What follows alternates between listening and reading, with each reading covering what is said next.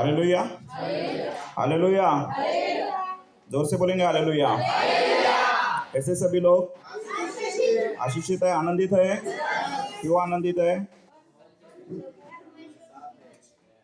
कल घर जाएंगे इसके लिए, है क्या नहीं? कैसे आजादी आजादी हो गई ना। अभी घर जाया हूं, अपने पड़ोसी को बोलो घर जाना है। कभी जाएंगे घर? कल घर जाएंगे। तैयार है घर जाने के लिए? लेकिन घर जाने से पहले पूरा हो चुका पढ़ लो। आमीन। तैयार है सीखने के लिए? सीखने के लिए, समझने के लिए। तो ये क्लास है पूरा हो चुका। बोलो हो चुका। बोलो इट्स डन। आमीन। तो बाइबल के आधारित ये जो है ये आखिरी क्लास है। इसके बाद भी आपकी क्लासेस है, लेकिन बाइबल के आधारित जो है ये आखिरी क्लास है। बोलो आमीन। बोलो हालेलुया। अपने पड़ोसी को बोलो हो चुका है। हालेलुया। तो इस क्लास में हम लोग प्रकाशित वाक्य की किताब में देखेंगे पूरा 22 अध्याय में क्या क्या चीजें होती है, आपको रिवाइज हो जाएगा। हालेलुया। तो ये है यूहन्ना का प्रकाशित वाक्य। बोलो यूहन्ना का प्रकाशित वाक्य। ठीक है, जैसे आपको दिखेगा वैसे आप लिखते भी जाइए। प्रकाशित वाक्य में कुल 22 अध्याय हैं। लिखते जाइए, जैसे आपको दिख रहा है स्क्रीन पर आप लिख सकते हो। आमीन। लिख रहे हैं ना? आप नोट्स बना रहे हैं कि नहीं? ये आपको घर जाकर अभ्यास करने में मदद करेगा। प्रकाशित वाक्य की किताब में कुल 22 अध्याय हैं। वचन में ऐसा लिखा है कि मैं अल्फा और ओमेगा हूं। अल्फा और ओमेगा कौन है बताइए मुझे? परमेश्वर। कौन परमेश्वर? यीशु मसीह। आमीन। हालेलुया। हम लोगों ने पिछले क्लास में एक बार मैंने पढ़ाया था आपको, पुनरुत्थान में सबसे पहले स्थान पर कौन है? यीशु वहां मसीहा। ठीक है, तो अल्फा और ओमेगा कौन है? बोले यीशु वहां मसीहा। तो अल्फा यूनानी यानी कि ग्रीक भाषा का पहला शब्द है, और ओमेगा यूनानी यानी कि ग्रीक भाषा का आखिरी शब्द है। बोलो आमीन। हालेलुया। जिस तरह से हमारे इंग्लिश अल्फाबेट्स रहते हैं, कितने रहते हैं बताइए इंग्लिश अल्फाबेट्स? 26। सबसे पहला अल्फाबेट क्या रहता है? जोर से बोलिए। और आखिरी अल्फाबेट क्या रहता है? समझ में आ रहा है कि नहीं आ रहा है? उसी तरह से यूनानी भाषा में सबसे पहला अल्फाबेट जो है उसको कहा जाता है अल्फा, और जो यूनानी भाषा में आखिरी अल्फाबेट जो है उसको कहा जाता है ओमेगा। बोला आमीन। सेम वे जिस तरह से इंग्लिश अल्फाबेट्स में हम लोग देखते हैं कि 26 अल्फाबेट्स है। कितने अल्फाबेट्स है? 26। उसी तरह से यूनानी यानी कि ग्रीक भाषा में कुल 22 अल्फाबेट्स है। 22। कितने अल्फाबेट्स हैं? जोर से बोलिए। तो अल्फा और ओमेगा इस तरह से है। यहाँ पर देखिए, बोलो ऊपर देखो। हाँ, तो अल्फा किस तरह से लिखा जाता है? इस तरह से। बोला आमीन। और ओमेगा किस तरह से लिखा जाता है? इस तरह से लिखा जाता है, अल्फा और ओमेगा। अल्फा और ओमेगा कौन है बताइए मुझे? जोर से बोलिए। यीशुआ मसीहा। बोलो यीशुआ मसीहा। बोला आमीन। बोला हालेलुया। अपने पड़ोसी को बोलो यीशु मसीह अल्फा और ओमेगा है। अपने पड़ोसी को हाथ में लगाकर बोलो यीशु मसीह अल्फा और ओमेगा है। हालेलुया। आई होप आपको नींद नहीं आएगी। अभी तो आदत हो गई ना आपको। चलो इसके आगे हम लोग देखते हैं। ये जल्दी जल्दी लिख लीजिए। 1 से लेकर 22 अध्याय में है यूहन्ना का प्रकाशित वाक्य। आमीन। हाँ लिखिए। क्या नहीं लिखा गया? ये नहीं लिखा, ये हुआ नहीं लिखकर। कितना स्लो लिख रहे हैं? मुझे लगा कि आपका स्पीड बढ़ गया रहेगा। हो गया कि नहीं? हाँ वेरी गुड। हाँ यहाँ तक पहुंचे है ना यूना। ये लिखा कि ना यूनानी भाषा में कुल 22 शब्द है। आप देखना 22 अध्याय है, उसी तरह से 22 शब्द भी हैं। तो एक एक अध्याय के लिए एक एक शब्द है यूनानी भाषा का। समझ में आ रहा है? आमीन। आगे बढ़े कि नहीं सिस्टर? बाप रे, अभी अगला क्लास आप लो सिस्टर। लेंगे कि नहीं लेंगे? अपने पड़ोसी को बोलो सिखाना है। अपने पड़ोसी को बोलो सीखना है, सिखाना है। नहीं तो पहले ही जाकर पास्टर को सिखा दोगे। समझ में आ रहा है कि नहीं आ रहा है? अपने पड़ोसी को बोलो शाइनिंग नहीं मारना है। आमीन। अब सिखाइए। अन्य जो है अविश्वासी लोग हैं उनके पास जाइए और बाइबल के विषय में बताइए उनको। आमीन। चलो आगे बढ़ते हैं हम लोग। अल्फा और ओमेगा। ठीक है, यहाँ पे देखिए यूहन्ना का प्रकाशित वाक्य। यहाँ से लिखना शुरू करिए। पहला जो अध्याय है वो अभिवादन है, मतलब ग्रीटिंग्स है। ठीक है, ग्रीटिंग्स टू द चर्च। ये आप जल्दी जल्दी लिखिए, क्योंकि इसके आगे जो है हमको बहुत सारी बातों को सीखना है, समझना है इस क्लास में। आमीन। पहला जो अध्याय है प्रकाशित वाक्य, यूहन्ना का प्रकाशित वाक्य, पहला जो अध्याय है वो अभिवादन है, मतलब ग्रीटिंग्स है। उसी तरह से जो है दूसरा और तीसरा जो अध्याय है वो कलीसिया को पत्र है, खत है, letter to the churches. 7 churches है, 7 कलीसिया हैं जो प्रकाशित वाक्य की किताब में हमको दिखती हैं, जिसको खत लिखा गया है। तो दूसरा और तीसरा अध्याय जब हम लोग पढ़ते हैं तो दूसरे और तीसरे अध्याय में हमें कलीसिया को पत्र, ये जो है बातें लिखने को लिखी गई है, वो पढ़ने मिलती है। आमीन। इसी तरह से चौथा और पांचवा अध्याय जो है वह स्वर्ग का दर्शन है। प्रकाशित वाक्य की किताब चौथा और पांचवा जो अध्याय है वह स्वर्ग का दर्शन है। मतलब आप जब प्रकाशित वाक्य की किताब चौथे और पांचवें अध्याय को जब आप पढ़ोगे तो उसमें आपको स्वर्ग के बारे में क्या हो रहा है वहां पर वो लिखा हुआ मिलेगा। आमीन। प्रकाशित वाक्य की किताब 6 अध्याय से लेकर 16 अध्याय ये महासंकट समय का बारे में लिखा गया है। उसमें प्रकाशित वाक्य की किताब 6 अध्याय से 16वें अध्याय महासंकट का समय जो है वहां पर लिखा गया है। हाँ, 6 अध्याय से लेकर 16 अध्याय। आमीन। 6 to 16। 6 अध्याय में क्या आप मुझे बता सकते हैं? मसीह विरोधी आएगा, उस मसीह विरोधी को प्रकाशित वाक्य की किताब में किस शब्द से कहा गया है? याद है कि नहीं है? तो आप देखना कि 6 अध्याय से लेकर आगे जब हम लोग बढ़ेंगे तो हमें जो है वहां पर महासंकट का समय मिलता है। इसी तरह से प्रकाशित वाक्य की किताब 17वां अध्याय जो है, उस 17वें अध्याय में अगर हम पढ़ेंगे तो हमें बड़ी वेश्या का जो है वर्णन वहां पर लिखा दिया है। वहां पर बड़ी वेश्या का वर्णन वो पढ़ने हम देख सकते हैं वहां पर प्रकाशित वाक्य की किताब 17 अध्याय में। प्रकाशित वाक्य की किताब 18वां जो अध्याय है उसमें बेबीलोन का पतन इसके विषय में लिखा गया है। प्रकाशित वाक्य की किताब 18वां अध्याय उसमें बेबीलोन का पतन ये लिखा गया है। 19वां अध्याय प्रकाशित वाक्य की किताब, इसमें मेमने का विवाह इसके विषय में लिखा गया है। किसका बारे में? बोलो, मेमने का विवाह। मेमना कौन है बताइए मुझे, जोर से बोलिए। बोले यीशु मसीहा। हालेलुया। इसी तरह से प्रकाशित वाक्य की किताब 20वां अध्याय जो है वो है 1000 साल का युग। कितने साल का युग? आपको याद है कि नहीं? 1000 साल का युग। सिंह क्या खाने वाला है उस समय पर? समझ में आ रहा है कि नहीं? याद है ना? अच्छा, कितने करोड़ों स्वर्गदूत आए थे शैतान को बांधने के लिए? याद है कि भूल गए? आमीन। तो ये है वो 20वां अध्याय, 1000 साल का युग है। फाइनल जो है 21 और 22वां अध्याय जो है प्रकाशित वाक्य की किताब में वो नया आकाश और नई पृथ्वी के विषय में लिखता है। आमीन। तो इस तरह से पहला अध्याय से लेकर 22वें अध्याय में आपको ये सारी जो बातें लिखी है प्रकाशित वाक्य की किताब में वो सब कुछ आपको मिलेगा। बोलो आमीन। आपको ये लिखने का और बताने का मतलब या मकसद मेरा ये है कि जब कभी भी आप प्रकाशित वाक्य की किताब पढ़ो तो आपको ये पता रहना चाहिए कि आप प्रकाशित वाक्य की किताब में कौन से हिस्से में पढ़ रहे हो। बोलो आमीन। जैसे फॉर एग्जांपल मैं आपको पूछता हूं, मान के चलो आप प्रकाशित वाक्य की किताब और अध्याय 4 पढ़ रहे हो तो आप क्या पढ़ोगे? बोलिए। अगर आप प्रकाशित वाक्य की किताब अध्याय 8 पढ़ते रहोगे तो क्या पढ़ते रहोगे? समझ में आ रहा है कि नहीं आ रहा है? अगर मान के चलो आप प्रकाशित वाक्य की किताब अध्याय 14 पढ़ते रहोगे, समझ में आ रहा है? अगर आप प्रकाशित वाक्य की किताब अध्याय 20 पढ़ोगे तो क्या रहेगा उसमें? अगर प्रकाशित वाक्य की किताब अध्याय 3 पढ़ते रहोगे क्या रहेगा उसमें? किसके बारे में? कितनी कलीसिया बताइए? 7 कलीसिया में बताऊंगा आपको क्या क्या है और उसका मतलब क्या होता है।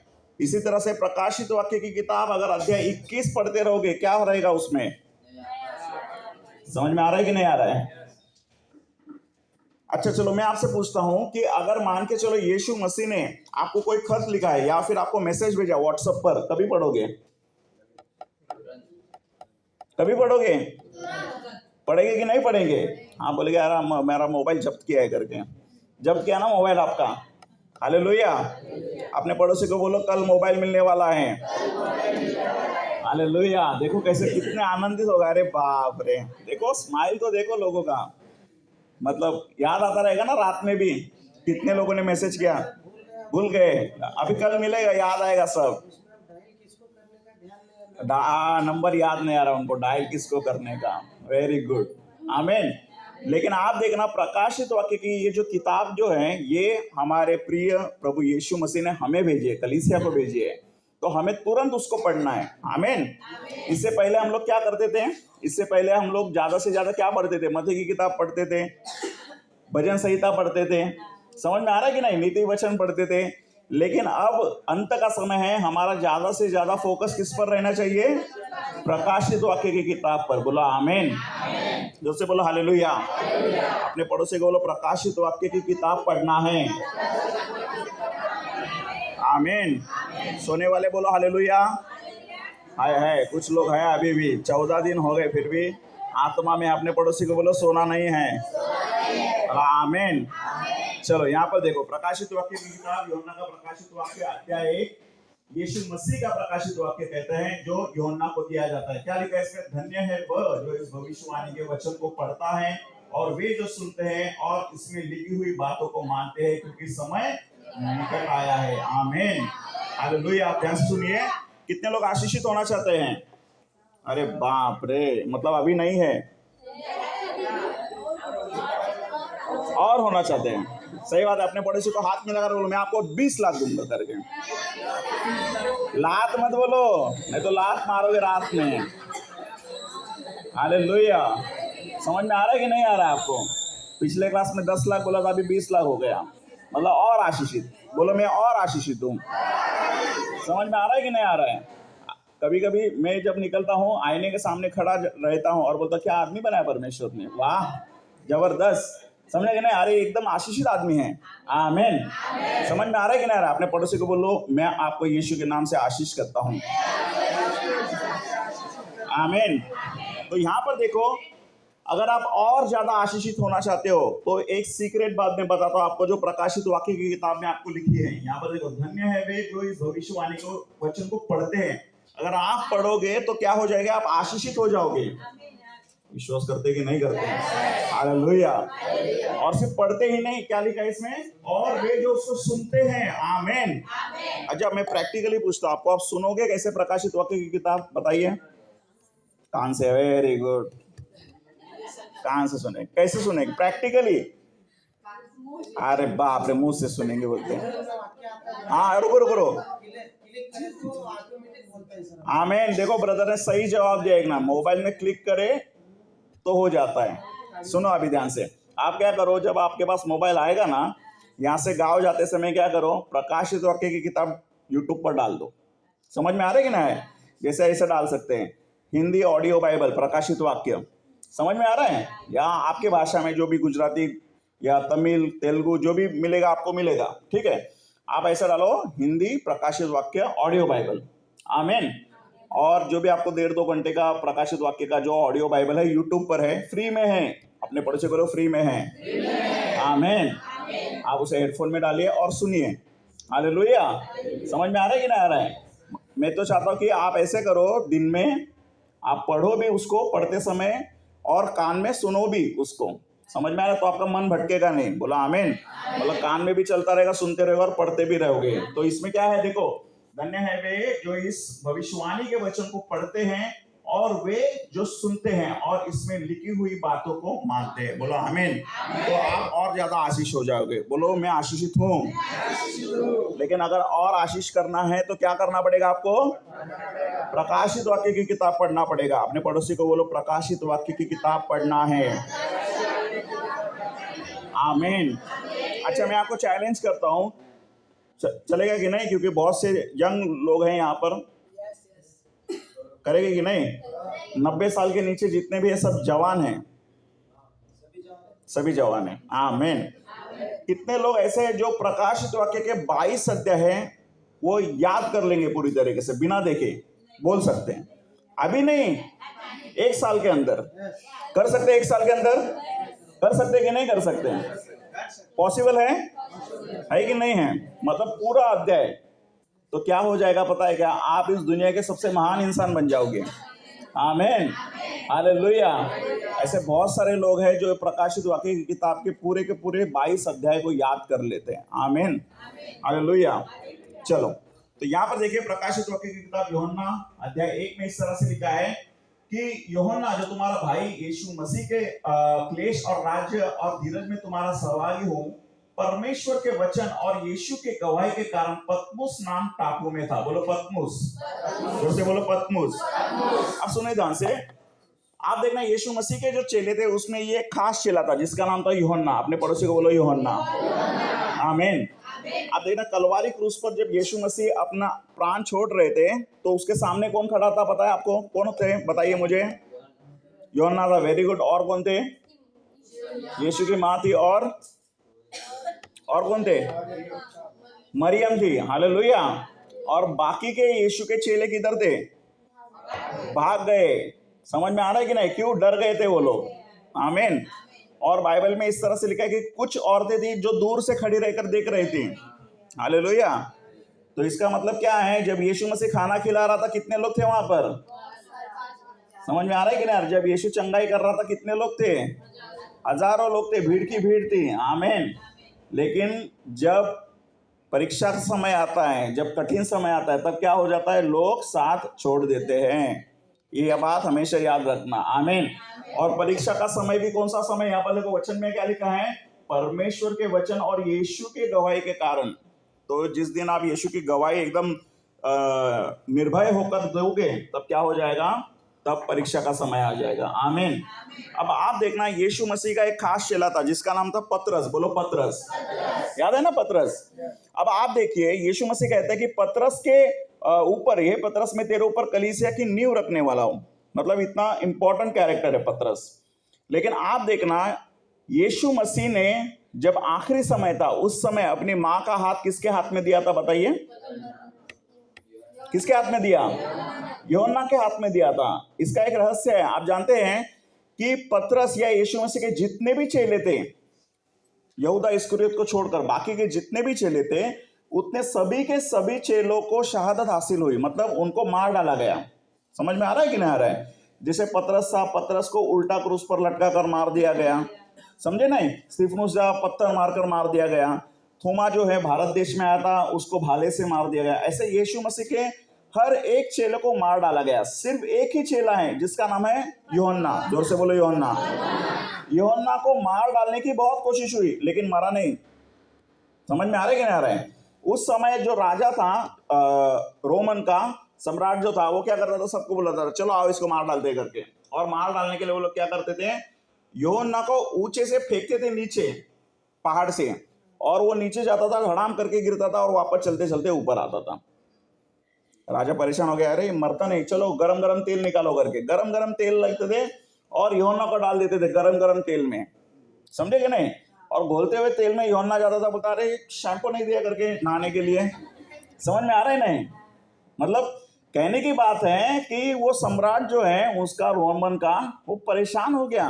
बोला यार ये तो मरता नहीं करके, अभी क्या करे करके, इसको मेरा मजाक बन रहा है करके। क्योंकि यीशु की गवाही हो रही है ना, ज्यादा से ज्यादा लोग यीशु मसीह में विश्वास कर रहे हैं करके यूहन्ना की वजह से। तो उसने क्या किया? यूहन्ना को एक दूसरी जगह पर भेजा, टापू पर भेजा, जिस टापू का नाम था पतमुस। समझ में आ रहा है कि नहीं आ रहा है? जैसे हमारे जमाने में आप देखना, जब अंग्रेजों के समय पर हमारे जो यहाँ पर स्वतंत्र सैनिक थे उनको क्या करते थे? काला पानी का सजा होता था। याद है आपको? मतलब एक जगह से दूसरी जगह पर टापू पर भेज देते थे काला पानी का सजा। सेम वे उसको यूहन्ना को क्या किया उन्होंने? उस टापू पर भेज दिया। अब वो टापू पर भेजा तो यूहन्ना जो है काफी बूढ़ा हो चुका था। मतलब उसकी उम्र काफी बूढ़ी हो चुकी थी। उस समय उसको यूहन्ना को जो है प्रभु यीशु मसीह दर्शन देते हैं और दर्शन में कुछ बातें लिखने को बोलते हैं। आमीन। और जो बातें यूहन्ना ने देखी, सुनी और उन बातों को यूहन्ना ने लिखा एक किताब में, उस किताब का नाम है प्रकाशित वाक्य की किताब। समझ में आ रहा है कि नहीं आ रहा है? तो आप देखिए इसमें क्या लिखता है, यीशु मसीह ने कहा अपने पीछे जो है तो तुरई का सा बड़ा शब्द सुनेगा। किसका? तुरई का सा। मुझे आप बताइए, जब तुरई फूकी जाएगी तब क्या होगा? याद है कि नहीं है? याद है ना, तुरई फूकी जाएगी। तो आपको पता है, आप यहाँ पर हो तो बाहर क्या चल रहा है मैं आपको बताता हूँ। चाइना में एक कॉन्सर्ट चल रहा था और उस कॉन्सर्ट में वो जो सिंगर है, मतलब बहुत पुराना सॉन्ग है लेकिन फिर से रिपीट किया था उसको, तो वो जो लड़की है उसने तुरई फूकी। समझे कि नहीं समझे? और उस लड़की ने जो तुरई फूकी, उसका साउंड इतना फेमस हो गया है पूरा, उसके ऊपर रील्स बन रहे, रील्स के ऊपर रील्स बन रहे, मेम्स बन रहे, सारा चीजें बन रहे। सिर्फ एक सिंपल एक लड़की ने तुरई को फूका है। आप बाहर जाओगे तो आपको पता चलेगा। आमीन। मतलब आप देखना, एक साधारण सी लड़की जाकर तुरई फूक रही है तो पूरी दुनिया में जो है उसका नाम हो रहा है। लेकिन बाइबल में क्या लिखा गया है, जब अंतिम तुरई फूकी जाएगी तब रैप्चर हो जाएगा, हम सब लोग क्या हो जाएंगे? उठा लिए जाएंगे, यीशु मसीह आएगा बादलों पर। बोलो आमीन। अपने पड़ोसी को बोलो तुरई फूकी जाने वाली है। हालेलुया। और आप देखना यीशु मसीह का आवाज भी जो है वहां पर प्रकाशित वाक्य की किताब में लिखा है कि वो तुरई के समान है। किसके समान है? अभी आप देखिए यहाँ पर इस तरह से लिखा है कि जो कुछ तू देखता है उसे पुस्तक में लिखकर सातों कलीसियों के पास भेज दे। ये किसको बोल रहा है यीशु मसीह? यूहन्ना को बोल रहा है। किसको बोल रहा है? यूहन्ना को बोल रहा है, जो कुछ तू देखता है। आप देखना इसमें दो बातें हैं। एक बार वो कहता है कि जो कुछ तू देखता है, और दूसरे बार यूहन्ना को ऊपर स्वर्ग में बुला लेता है। बोला आमीन। कितने लोग दर्शन देख पाते हैं? अभी देख पाते हैं? Very good. स्वप्न देखते हैं कि नहीं देखते हैं? एक समय आएगा जब आप दर्शन देख रहे हो, और एक समय आएगा जब यीशु मसीह आपको सीधा स्वर्ग में ही लेकर जाएगा। मजा आएगा कि नहीं आएगा? हालेलुया। तो यहाँ पर देखो, ये अपना हीरो है। कौन है? यूहन्ना। आमीन। यूहन्ना जो था उसने जो है पुतमुस नामक टापू पर था और उसने स्वर्ग को खुला हुआ देखा, और जो कुछ उसने देखा उसको यीशु मसीह क्या कहता है? जो कुछ तू देखता है उसे पुस्तक में लिख ले। और ये 7 कलीसिया हैं। तो मैं चाहता हूं कि आप इन 7 कलीसिया के विषय में लिखिए अपने नोटबुक में, जो कि हमको मिलेगा यूहन्ना का प्रकाशित वाक्य अध्याय 2 और अध्याय 3 में। ये 7 कलीसिया हैं, जैसे इफिसुस की कलीसिया, स्मुर्ना की कलीसिया, पिरगमुन की कलीसिया, थुआतीरा की कलीसिया, सरदीस की कलीसिया, फिलाडेल्फिया की कलीसिया, लौदीकिया की कलीसिया। और उसका मतलब जो है आगे लिखा है वो भी आप उसको लिख सकते हो। सिर्फ ऐसे लिखो इफिसुस, उसके आगे जोशीला, ठीक है ना? इफिसुस इस शब्द का मतलब होता है कि वो है जोशीला। इफिसुस का मतलब है जोशीला। जो से बोलो जोशीला। ओके। स्मुर्ना, स्मुर्ना का मतलब होता है सताव। जो से बोलो सताव। उसके आगे है पिरगमुन। जो से बोलो पिरगमुन। पिरगमुन का मतलब होता है शादीशुदा। उसके आगे है थुआतीरा। थुआतीरा का मतलब होता है भ्रष्ट। बोलो भ्रष्ट। उसके आगे है सरदीस। बोलो सरदीस। सर्दी नहीं, सरदीस। बोलो सरदीस। ठीक है, सरदीस इसका मतलब होता है मरा हुआ। उसके आगे जो है कलीसिया का नाम है फिलाडेल्फिया। फिलाडेल्फिया इसका मतलब होता है परमेश्वर के हृदय में रहने वाले लोग, या फिर हम उसको कह सकते हैं कि वो परमेश्वर का हृदय है। आमीन। बोला हालेलुया। उसके आगे है लौदीकिया। लौदीकिया का मतलब होता है धर्म भ्रष्ट कलीसिया। इसका मतलब होता है धर्म भ्रष्ट कलीसिया। तो आपको इसको लिखना है जल्दी जल्दी, ताकि हम लोग आगे बढ़ सके। मैं उसके विषय में जो है आपको कुछ बातें बताता हूँ इन 7 कलीसिया के विषय में। आमीन। लिख रहे कि नहीं लिख रहे? याद है ना सबको? आपको पता है 2:30 बजे आपका एग्जाम होने वाला है? नहीं बताया? अरे बाप रे, आपके कोऑर्डिनेटर ने नहीं बताया क्या? 2:30 बजे का क्लास इवैल्यूएशन है ना? मतलब क्या है उसमें? एग्जाम है आपका। आपको पढ़ाई लिखाई कर कर आना है, एग्जाम है। नहीं बताया? 2:30 बजे का क्लास में एग्जाम है, रेडी रहो। अरे बाप रे।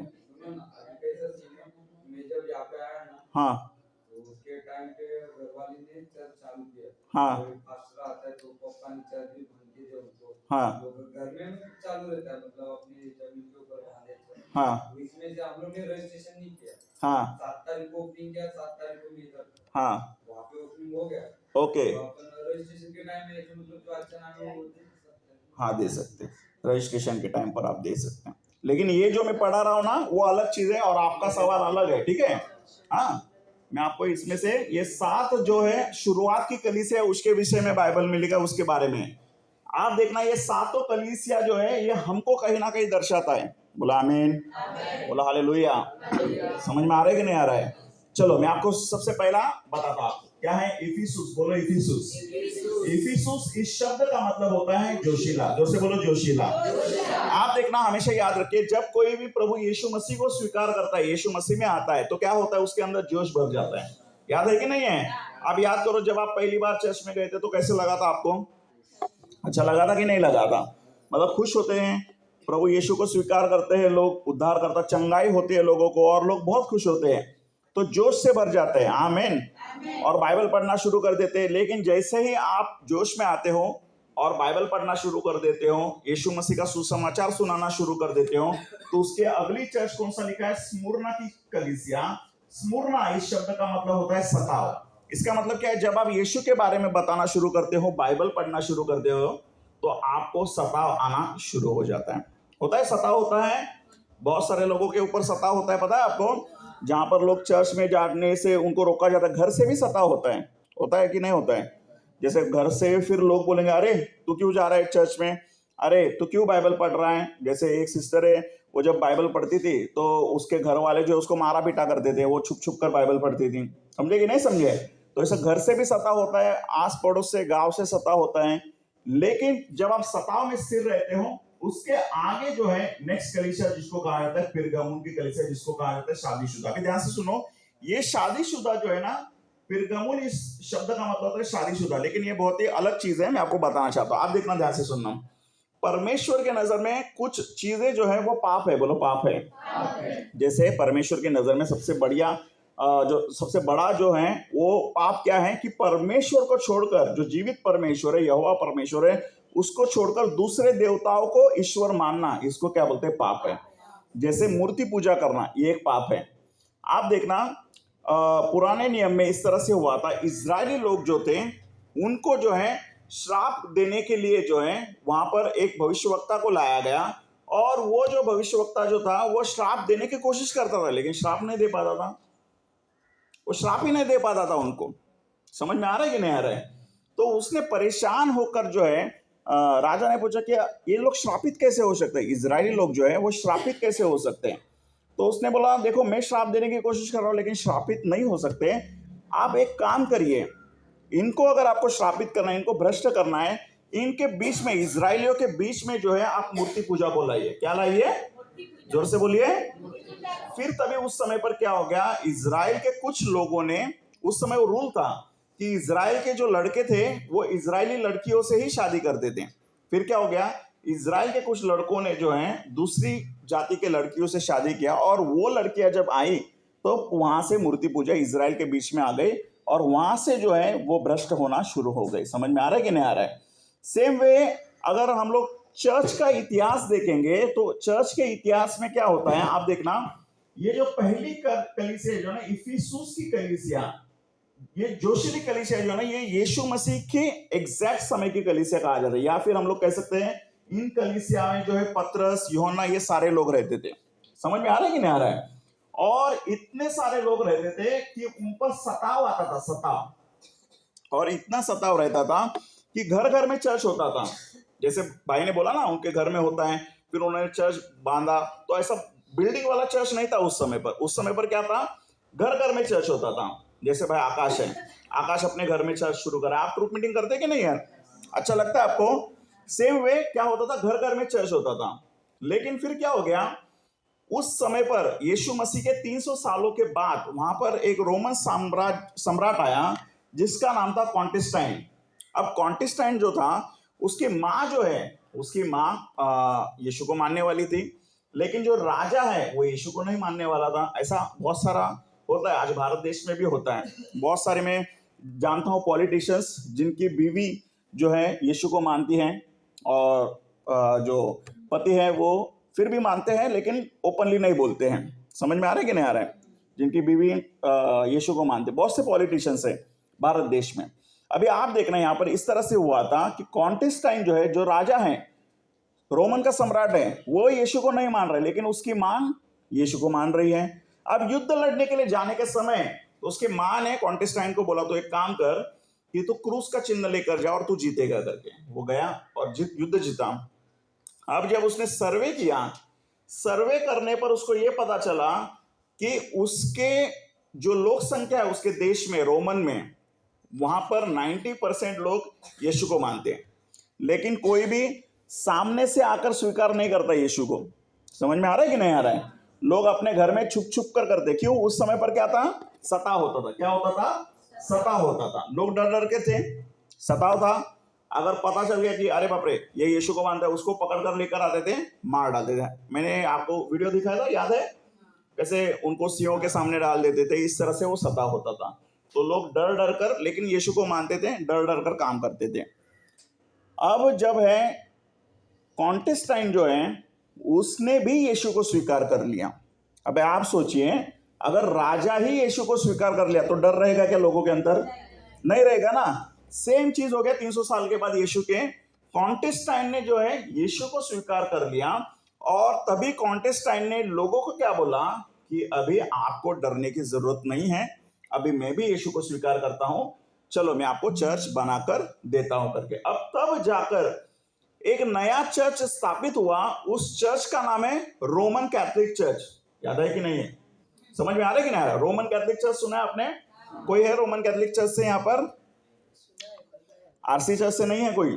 जैसे रोमन कैथोलिक चर्च में आपको बताता हूं, जहां पर हम लोग जाते हैं चर्च, लोगों को बोला तो क्या याद आता है लोगों को? चर्च बोला तो क्रॉस, एक बड़ा बिल्डिंग है कि नहीं है? एक बड़ा बिल्डिंग ऐसा, उसके ऊपर क्रॉस लगा है, घंटा लगा है। समझ में आ रहा है कि नहीं आ रहा है?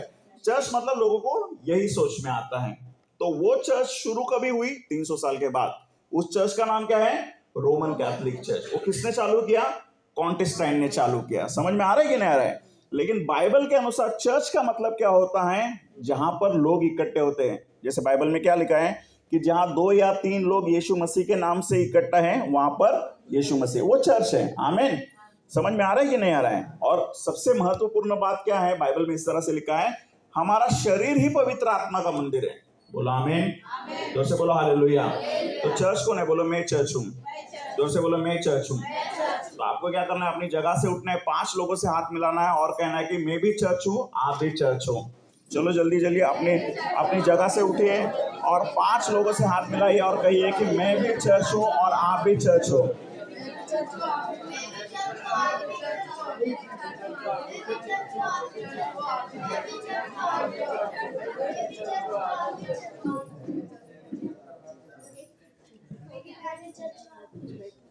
उधर आपके कोऑर्डिनेटर को बुलाना,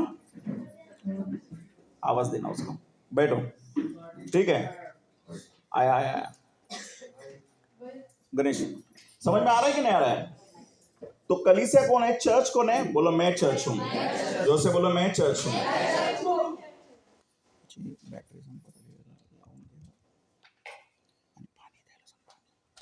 आमीन।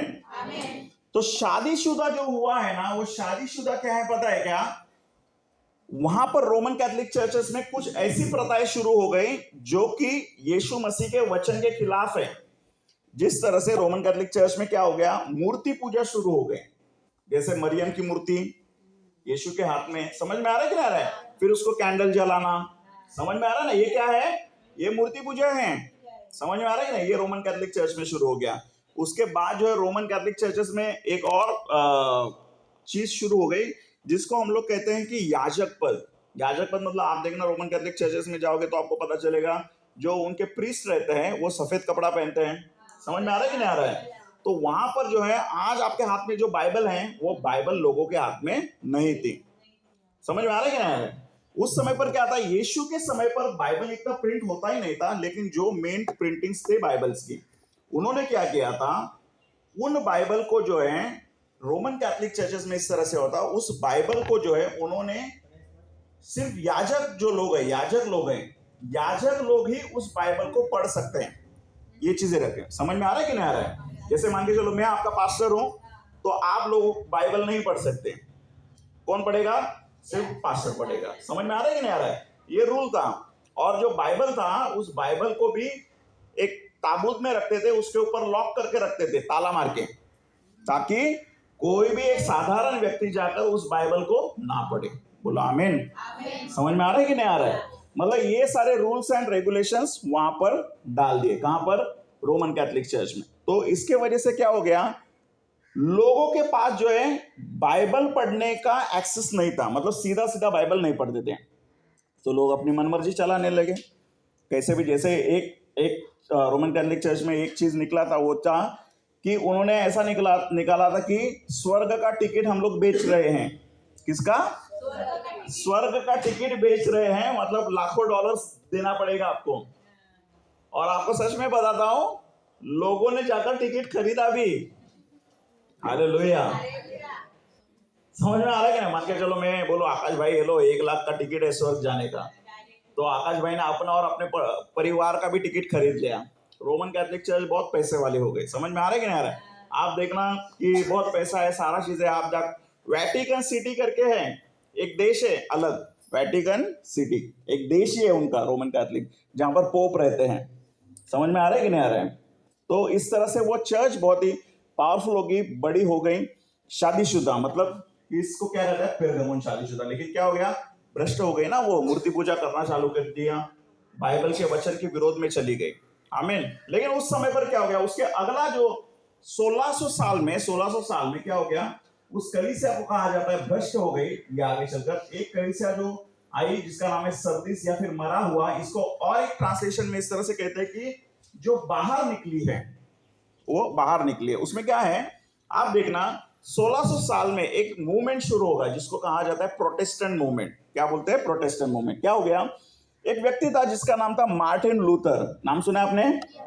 मार्टिन लूथर एक व्यक्ति था जो प्रीस्ट था, मतलब याजक था। कहां पर? रोमन कैथोलिक चर्च में। और बाइबल जो है वो लैटिन भाषा में ही थी। तो मार्टिन लूथर ने क्या किया, उस लैटिन भाषा को जो बाइबल है, उस बाइबल का उसने अनुवाद किया, ट्रांसलेट किया। कौन सी भाषा में ट्रांसलेट किया? सबसे पहले जर्मन भाषा में ट्रांसलेट किया। समझे? जर्मन भाषा से उसने फिर ट्रांसलेशन किया इंग्लिश भाषा में, और उसने वो सारा ट्रांसलेशन जो है लोगों के हाथ में देना शुरू हो गया। समझ में आ रहा है? और जब लोगों ने बाइबल पढ़ना शुरू कर दिया, तब लोगों को यह पता चला कि रोमन कैथोलिक चर्चेस में जो मूर्ति पूजा ये सारा चीजें हो रही है, ये गलत है। और लोग वहां से बाहर निकल कर आ गए, और फिर एक नई चर्च शुरू हो गई जिस चर्च को कहते हैं प्रोटेस्टेंट चर्च। समझ में आ रहा है कि नहीं आ रहा है? जो बाहर निकल कर आ गई। अभी आप देखना, फिर बाइबल का जो है अनुवाद होना शुरू हो गया। फिर लैटिन से कौन सी भाषा में आ गया? लैटिन से जर्मनी, जर्मनी से इंग्लिश, इंग्लिश से फिर और अलग अलग फ्रेंच, स्पेनिश, हिंदी में आ गया। आप देखना, सबसे पहला अगर भारत देश में ट्रांसलेशन हुआ बाइबल का, कौन सी भाषा में हुआ बताइए? कोई बता सकता है? हाँ, तमिल भाषा में। पता है आपको? सबसे पहला बाइबल तमिल भाषा में ट्रांसलेट हुआ। आप जानते हैं बाइबल में भारत देश में सबसे पहली किताब कोई छपी प्रिंटिंग प्रेस में, वो क्या है बताइए? बाइबल है। सबसे पहली किताब अगर इस भारत देश में छपी तो वो बाइबल है। और आप देखना, बाइबल का अनुवाद भारत के तकरीबन हर एक लैंग्वेज में हो गया है। बाइबल का अनुवाद, जैसे आप देखना एक लैंग्वेज है तुलु पता है? तुलु लैंग्वेज है। तुलु लैंग्वेज की खासियत यह है, उस लैंग्वेज में लिखावट नहीं है, लेकिन बोलते हैं सिर्फ, जैसे बोली जबान रहते हैं ना, लेकिन उस भाषा में भी बाइबल है। जैसे अभी मैं बीच में एक कप पढ़ रहा था, तो वो मारवाड़ी बोलते, थार मारवाड़ी ऐसा कुछ तो है उनका, जो बहुत ही कम लोग बोलते हैं। वो कहता है कि उस भाषा में भी बाइबल है। अगर आप देखोगे नॉर्थ ईस्ट में, जहां पर आसाम, मेघालय, ये सारा स्टेट्स है, उस स्टेट में क्या है, उनकी अपनी जबान है। समझ में आ रहा है कि नहीं आ रहा है? उस जबान में भी बाइबल का अनुवाद किया गया है। जैसे हम लोग हिंदी पढ़ते हैं, मराठी पढ़ते हैं, मराठी में भी अलग अलग ट्रांसलेशन है। समझ में आ रहा है कि नहीं आ रहा है? तो इस तरह से जो है बाइबल का अनुवाद किया गया। और जब बाइबल अनुवाद हुआ, आप देखना बहुत सारे शोध लगे ना इस दुनिया में। जैसे आप देखना इलेक्ट्रिसिटी का शोध लगा है, टेलीफोन का शोध लगा है, साइंस में डेवलपमेंट हो गया। ये सब 1600 साल के बाद ज्यादा हुआ। और ज्यादा से ज्यादा आप देखोगे क्रिश्चियन साइंटिस्ट जो है जिन्होंने ये शोध कार्य किया है। बोलो आमीन। जो से बोलो हालेलुया। अब ये सारा चीजें होते होते एक और चर्च स्थापित हुई, मतलब वो आगे आई जो है परमेश्वर के हृदय में रहने वाले लोग, यानी कि फिलाडेल्फिया के चर्च। अभी आपको मैं बताता हूं, ये सारा चीजें तो चल रहा है, लेकिन 1900 साल में ऐसा हुआ था अमेरिका में, असूसा करके एक जगह था, वहां उसको असूसा स्ट्रीट रिवाइवल कहते हैं, जहां पर 4 काले लोग, निग्रो लोग, पता है निग्रो लोग, याद है कि नहीं है? अच्छा मुझे आप बताइए, यहाँ पर शकीना में आपका काउंसलिंग हुआ था कि नहीं? भूल गए क्या? काउंसलिंग हुआ था ना? आपका काउंसलिंग किसने किया, इंडियन ने कि फॉरेनर ने? इंडियन ने। मेरा फॉरेनर ने किया था काउंसलिंग। हाँ सच में, निग्रो आदमी था। फॉरेनर बोलता कोई तो लगा गोरा आदमी रहेगा करके, नहीं निग्रो आदमी था। हाँ शकीना में आया था वो निग्रो आदमी, तो बोला कि किसको इंग्लिश में जमता है तो कर लो करके, तो मैंने उसके साथ उसने काउंसलिंग किया था। आमीन। अभी सुनो, ये 4 काले लोग थे।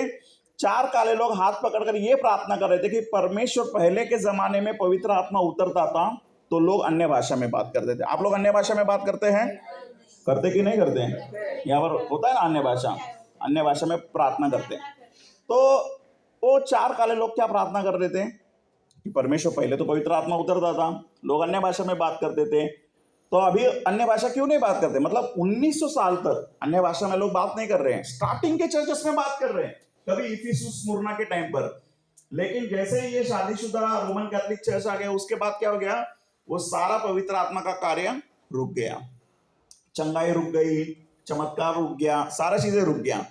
लेकिन 1900 साल में क्या हो गया, वो 4 भाई जो लोग थे वो हाथ मिलकर प्रार्थना कर रहे थे, जिस तरह से आप ग्रुप मीटिंग करते हैं ना, सेम वे पर वहां पर उन्होंने बोला परमेश्वर पवित्र आत्मा उतरने दो करके। 1900 साल में पवित्र आत्मा उतरा। अमेरिका में असूसा करके एक जगह है वहां पर, और वहां पर वो अन्य भाषा में बात करने लगे, प्रार्थना करने लगे जोर जोर से। आप जानते हैं दूसरे दिन पेपर में क्या छपकर आ गया? दूसरे दिन छपकर आ गया कि ये मूर्ख लोग इस तरह से बोल रहे कि इनके पास पवित्र आत्मा है करके, क्योंकि काले लोग थे उस समय, गोरे लोगों का साम्राज्य था, तो लोग उनका मजाक करने लगे। लेकिन क्या बात हो गई पता है क्या आपको? बात ये हो गई कि जैसे ही कोई अंधा व्यक्ति उधर उस चर्च में जाता था, उसको आंखें आ जाती थी, गूंगा व्यक्ति बोलने लगा, इनफैक्ट मुर्दे जिंदा होने लगे। समझ में आ रहा है कि नहीं आ रहा है? तब जाकर उनको पता चल गया कि नहीं करके ये तो पवित्र आत्मा का कार्य है।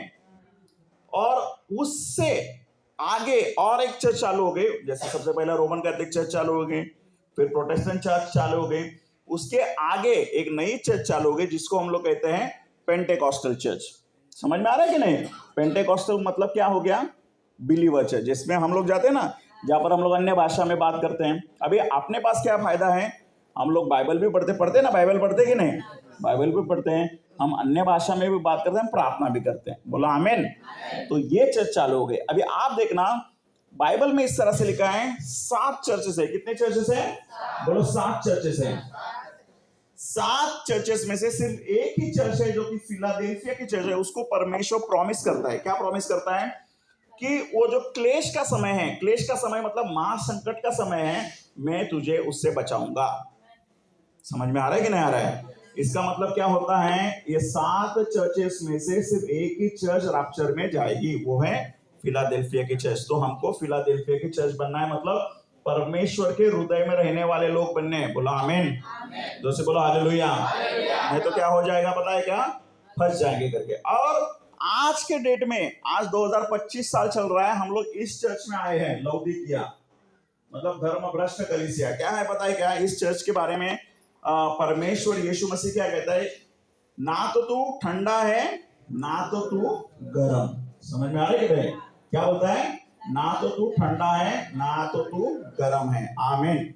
अभी आप समझो, आप सोचना इस बारे में, ध्यान से सुनो। ना तो तू ठंडा है, ना तो तू गर्म। जैसे मान के चलो, मैं आकाश भाई को बोलूं, आकाश भाई ये लो अच्छी गरम गरम आइसक्रीम खा लो, चलेगा? गरम गरम आइसक्रीम है। या फिर मैं बोलूं ये लो ठंडी ठंडी बिरयानी खा लो, चलेगा? मतलब आइसक्रीम ठंडी बराबर है ना, और बिरयानी गरम ही बराबर है। लेकिन आज चर्च क्या है? एक पैर चर्च में और एक पैर किधर है? संसार में है। आमीन। क्या होता है? चर्च में लोग आते हैं, मोबाइल फोन लेकर आते हैं, उधर पास्टर हमारे अच्छे से प्रचार कर रहे हैं, लेकिन हम लोग क्या करते हैं यहाँ पर, मोबाइल में व्हाट्सएप पर लगे हैं, इंस्टाग्राम पर लगे हैं। समझ में आ रहा है कि नहीं आ रहा है? या फिर मन कहीं भटका हुआ है। तो ये चर्च को क्या बोलता है यीशु मसीह? लौदीकिया की चर्च। क्यों? ना ही ठंडे हैं ना ही गर्म, मतलब चर्च में आ रहे हैं, समझे कि नहीं समझे, और बाहर भी रह रहे हैं, संसार के साथ भी मेल जोल है उनका, संसार के साथ भी वो लोग, इनफैक्ट संसार चर्च में आता है। समझ में आ रहा है? तो इस चर्च को यीशु मसीह क्या बोलते हैं? या तो तू ठंडा है या तो तू गर्म है, समझे कि नहीं? या तो तू ठंडा रहता या तो तू गर्म रहता, लेकिन तू क्या है? गुनगुना है। समझ में आ रहा है? और मैं तुझे मुंह से उगलने पर हूं। तो हमें ऐसी चर्च नहीं बनना है। सिर्फ एक ही चर्च है जो महत्वपूर्ण है, जो है फिलाडेल्फिया की चर्च। आप देखना, ध्यान से सुनो, ये सारी जो चर्चेस है ना, ये इंसान के मसीह जीवन में उसके स्वभाव को भी दर्शाता है। जैसे आप देखना, जब आप चर्च में आते हो शुरुआत में आप एकदम जोशीले रहते हो, सताव आता है, उसके बाद जो है कहीं ना कहीं ठंडे हो जाते हैं, 1 साल के बाद, 2 साल के बाद, 3 साल के बाद, समझे? तो ये सारी चीजें नहीं होनी चाहिए। एक समय ऐसा भी हो जाता है ना कि धर्म भ्रष्ट हो जाती है। अभी आप शकीना में हो, 15 दिन यहाँ पर हो, 15 दिन आपको ठूस ठूस कर जो है आपको वचन खिलाया गया, विसिल मास्टर ने भी आपको सीटी मार मार कर उठाया, समझे कि नहीं समझे? अभी तो आप अच्छे से फिलाडेल्फिया बन जाओगे। समझ में आ रही है नहीं? रैप्चर में जाना था, हाँ रैप्चर में जाना है करके, लेकिन यही जो जोश जो है आपका फिलाडेल्फिया वाला, वो आगे भी बरकरार रहना चाहिए। समझे कि नहीं समझे? तभी जाकर रैप्चर है, नहीं तो क्या है उसके आगे? क्या है बताइए मुझे? महासंकट है। महासंकट में क्या है बोलो? गन्ने का जूस। याद है कि नहीं है? समझे कि नहीं समझे? खोपरे की वाटी याद है? चटनी बनाना है। अपने पड़ोसी को बोलो फिलाडेल्फिया की चर्च बनना है। उनको हाथ मिलाकर बोलो प्रेज द लॉर्ड। उनको बोलो परमेश्वर के हृदय में रहना है। बोलो आमीन। जैसे बोलो हालेलुया। सोने वाले शांत बैठो। हाय हाय, मतलब कुछ लोग जा रहे थे आत्मा में। अपने पड़ोसी को बोलो आत्मा में मत जाओ। बोलो सोना नहीं है। बोलो सोना भी नहीं, चांदी भी नहीं। आमीन। ऐसा करो, हालेलुया करो। ऐसा बाजू वाले को करो जरा, हालेलुया, आमीन। मजा आ रहा है कि नहीं आ रहा है? ये बाइबल के आधारित आखिरी क्लास है, ठीक है? चलो आगे बढ़ते हैं हम लोग। अभी आप देखो यूहन्ना का प्रकाशित वाक्य अध्याय 4, वहां पर इस तरह से लिखा है, स्वर्ग में एक द्वार खुला हुआ है और यूहन्ना को इस तरह से कहा जा रहा है कि यहाँ ऊपर आ। समझ में आ रहा है कि नहीं आ रहा है? आप देखना, सबसे पहले यूहन्ना को क्या क्या बोला था यहाँ पर कि 1 अध्याय 11 वचन में कि जो कुछ तू देखता है, लेकिन फिर क्या होता है आगे के वचन में? आप देखना 4 अध्याय 1 नंबर के, एक द्वार खुला हुआ है और उसको कहता है कि यहाँ ऊपर आ जाकर। ये आत्मिक स्तर में आप बढ़ोगे। कैसे? आपके लिए भी स्वर्ग का दरवाजा खुल जाएगा। बोलो आमीन। चाहिए कि नहीं चाहिए? अपने हाथ दोनों ऊपर करो और बोलो प्रभु यीशु मसीह, मेरे लिए स्वर्ग का दरवाजा खोल दो। आमीन, हालेलुया। मांगोगे तो मिलेगा, है ना? हम लोग क्या मांगते हैं? बोलते कि नया मोबाइल फोन चाहिए, आईफोन 16। समझे कि नहीं समझे? कुछ नहीं मिलेगा। स्वर्ग का दरवाजा खोलो, बाकी सारी चीजें मिल जाएगी, ठीक है? तो ये स्वर्ग का दरवाजा ऐसा खुलने वाला है आपके लिए। आमीन है कि नहीं है? अच्छा, आपका शादी नहीं होगा, याद है कि नहीं है? एक बार दरवाजा खुल गया तो हाँ, खाने को, हाँ, फिर वो भूसा खाने को मिलेगा। बाप रे, मन्ना। अच्छा, मन्ना के बारे में ऐसा लोग कहते हैं कि वेफर को शहद में डुबेकर खाओ तो आपको मन्ना खाने का अनुभव होगा। ऐसा बाइबल में लिखा है कि वो जो वेफर है वो हनी के साथ है। आमीन। ठीक है, चलो एक देखेंगे यहाँ पर। एक पुस्तक देखी गई जो भीतर और बाहर से लिखी है, दोनों तरफ से लिखी है। वो इस तरह से आप देखना, ठीक है? इस तरह से वो पुस्तक है। मैं आपको एग्जाम्पल के लिए मैं बताता हूं।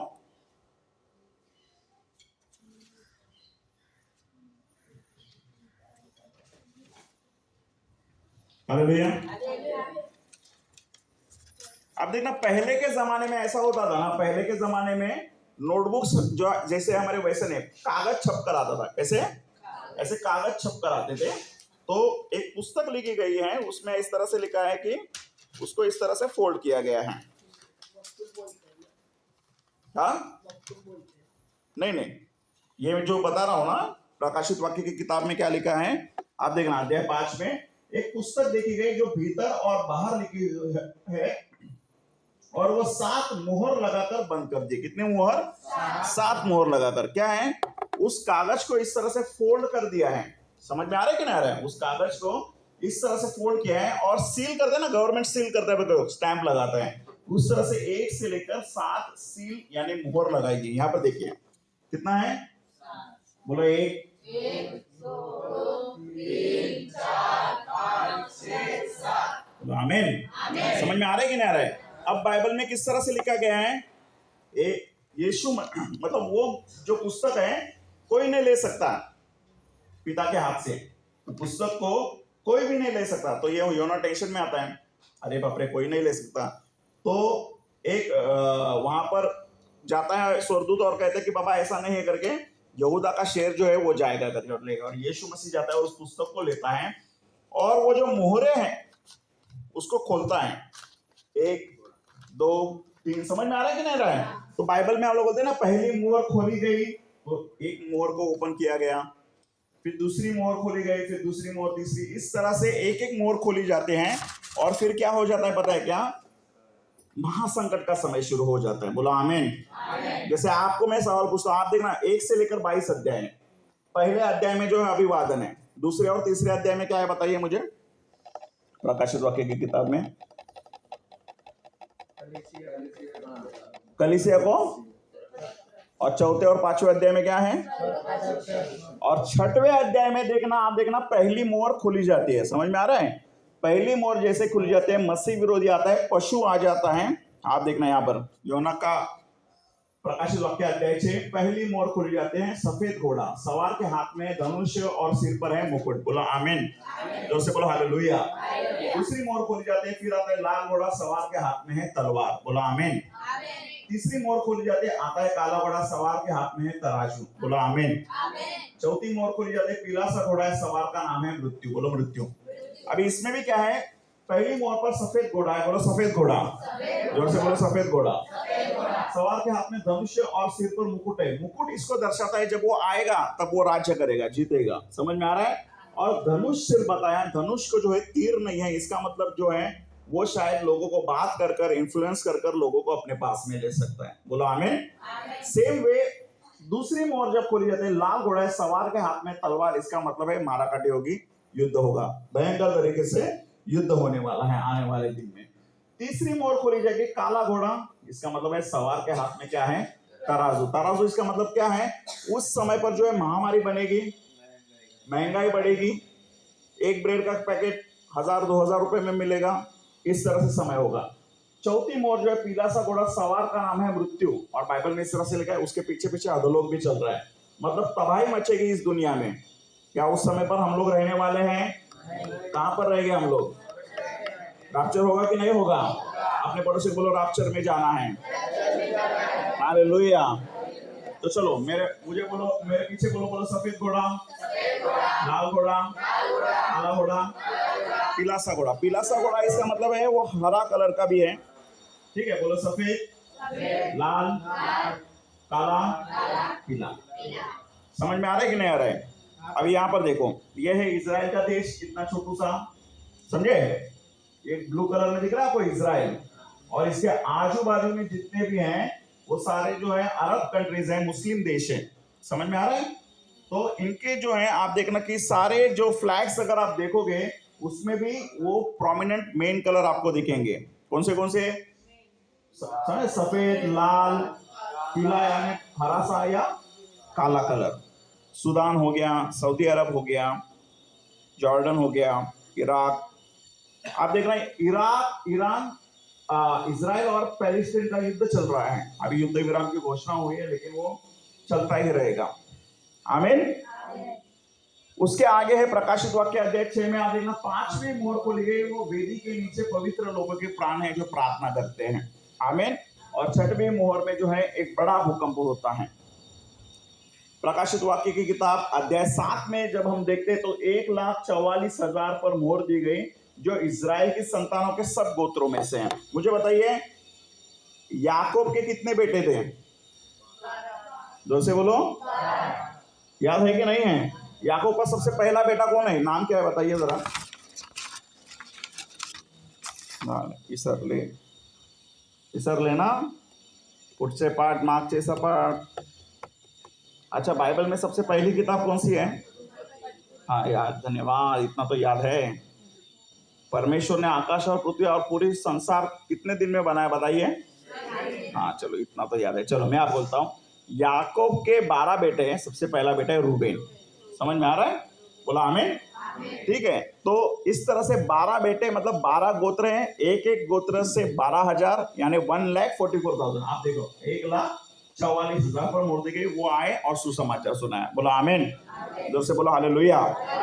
सोने वाले शांत बैठो.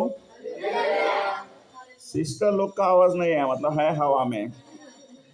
बोलो इधर ही रहो. ठीक है, अभी ये जो है ये अध्याय 7 में अगर हम लोग पढ़ेंगे, श्वेत वस्त्र पहने हुए हैं और वे मेमने के लहू में धोकर श्वेत किए गए हैं. आमीन हालेलुया. बाइबल में इस तरह से लिखा है, अगर शैतान पर हमको जय पाना है तो 2 तरीके से जय पा सकते हैं. एक यीशु मसीह का लहू और दूसरी है अपनी गवाही देकर. बोला आमीन. अब गवाही देते कि नहीं देते? अपने पड़ोसी को बोलो गवाही देना है. हालेलुया. ठीक है, अभी आप देखो, ये मुझे बहुत अच्छा लग रहा है वचन, ध्यान से सुनो. अध्याय 8. और जब उसने 7वीं मोहर खोली तो स्वर्ग में आधे घंटे तक सन्नाटा छा गया. 7वीं मोहर, ये देखो,